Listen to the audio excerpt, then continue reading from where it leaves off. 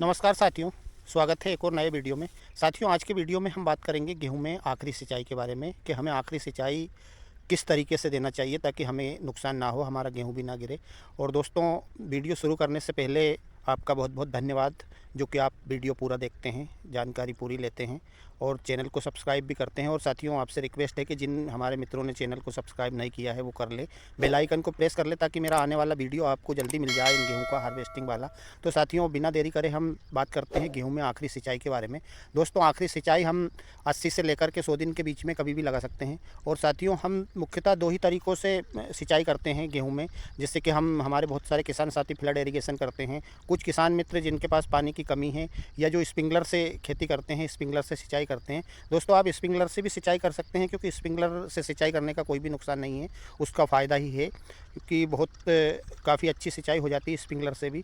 दोस्तों, सिंचाई हम आखिरी करते हैं हमारे गेहूं में जब बालियां निकलने वाली रहती है उस टाइम पे कुछ किसान मित्र करते हैं, और कुछ बहुत सारे किसान मित्र जब पूरी तरह से बालियां निकल जाती है जब करते हैं।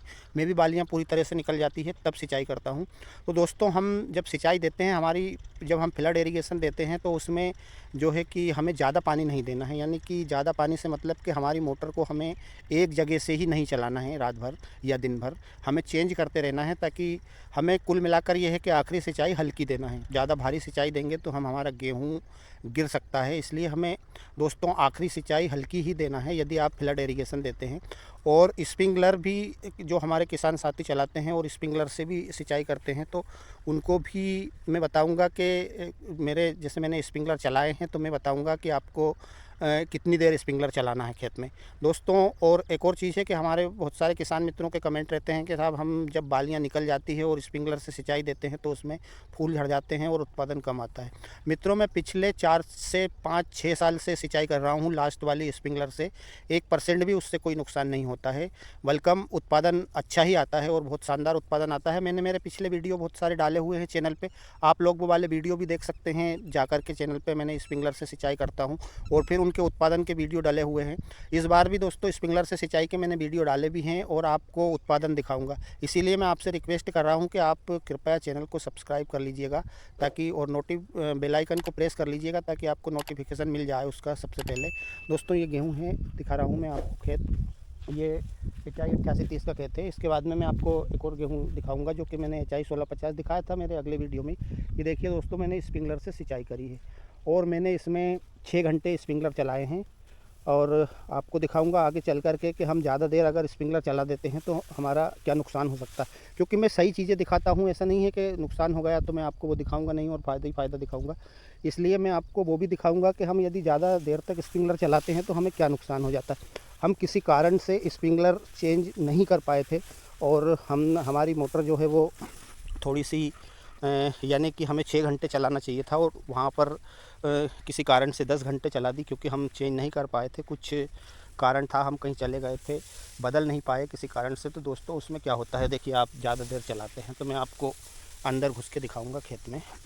यहाँ पर हम एक शिफ्ट चेंज नहीं कर पाए थे तो हमने यहाँ 6 की बजाय 10 घंटे स्प्रिंकलर चला दिया था। तो देखिए साथियों, गेहूँ गिर गया है। गेहूँ का खेत एक ही है और पूरे खेत में स्प्रिंकलर से सिंचाई करी गई है, लेकिन कहीं भी गेहूँ नहीं गिरा है। गेहूँ हर जगह एक समान लगा है, ऐसा नहीं है कि ये देखिए आप। तो मैं इसलिए हमेशा जोर दे के कहता हूँ। कुछ हमारे किसान मित्रों के कमेंट भी थे कि साहब 6 घंटे में कुछ नहीं होता है, पर्याप्त सिंचाई नहीं हो पाती है। तो मैं मेरे उन किसान मित्रों को बता दूं कि हमें इस टाइम पे हमारे गेहूं को हल्की ही सिंचाई चाहिए और 6 घंटे बिल्कुल पर्याप्त रहते हैं। देखिए, इस प्रकार से गेहूं गिर गया है। अब ये गेहूं गिरना मुश्किल है, मतलब ये उठेगा नहीं, और ये नुकसान हमारी खुद की लापरवाही से हुआ है। हमने चेंज नहीं करा इस चक्कर में, और मुझे पता था कि स्प्रिंकलर चेंज नहीं हो पाया है और लाइट आएगी और मोटर जो है चल जाएगी। तो इस चक्कर में हमने, और एक और चीज़ थी कि हमें ये भी देखना था ख़ास तौर से कि हम 6 की बजाय अगर 10 घंटे चलाते हैं तो क्या होता है। तो ख़ास तौर से ये भी मैंने इसलिए मोटर बंद करने का भी नहीं बोला, लेकिन आजकल मोबाइल का ज़माना है, आप कहीं भी जाते हो तो फ़ोन लगा करके भी किसी से भी बोल देते हो तो वो मोटर बंद कर सकता है पड़ोस में। लेकिन मुझे ये भी देखना था कि हम 6 की बजाय अगर 10 घंटे चलाएंगे तो हमारा नुकसान होता है कि नहीं होता है। अगर नहीं होता है तो फिर हम 10 घंटे चला करके भी और बिल्कुल पर्याप्त फ्लड इरिगेशन की तरह भी सिंचाई दे सकते हैं, लेकिन नुकसान होता है। और पूरी तरह से बालियाँ निकलने के बाद जब हल्का फुल्का वजन आ जाता है गेहूं में, तो दोस्तों नुकसान होता है। ये हुआ भी है, आपके सामने है, ये मेरा खेत है और जो हुआ है, जो सच्चाई है वो मैं आप लोगों को दिखा रहा हूँ। तो इसलिए आप स्प्रिंकलर से भी सिंचाई करते हैं यदि इस टाइम पे, जो कि आप कर सकते हैं, उसमें बाकी का कोई नुकसान नहीं है, आपके उत्पादन में कोई नुकसान नहीं जाएगा। लेकिन ये इस प्रकार का नुकसान हो सकता है, वो भी इसलिए हो सकता है कि हम उसको एक ही जगह से ज़्यादा देर चला देते हैं। मेरे हिसाब से स्प्रिंकलर से सिंचाई 6 घंटे में बिल्कुल पर्याप्त हो जाती है। गेहूं की जड़ ऊपर ही रहती है और गेहूं को जितना पानी चाहिए रहता है उतना पर्याप्त पानी स्प्रिंकलर से 6 घंटे में मिल जाता है। तो दोस्तों 6 घंटे से ज़्यादा आप स्प्रिंकलर नहीं चलाएं खेत में, और हल्की सिंचाई के रूप में बढ़िया फ़ायदा कर देता है। मैं 4 से 6 साल से चला रहा हूँ और ये जो नुकसान हुआ है ये हमारी खुद की गलती की वजह से हुआ है, इसमें कोई वो नहीं है। लेकिन मैं जो है नुकसान हुआ है तो वो नुकसान भी दिखाना मेरे को ज़रूरी है, क्योंकि मेरे किसान मित्र यदि आप ज़्यादा देर रबूज देते हैं और आपका गेहूं गिर जाता है तो कल से आप मेरे से ही बोलेंगे कि आपने ऐसा बोला था और ऐसा हो गया।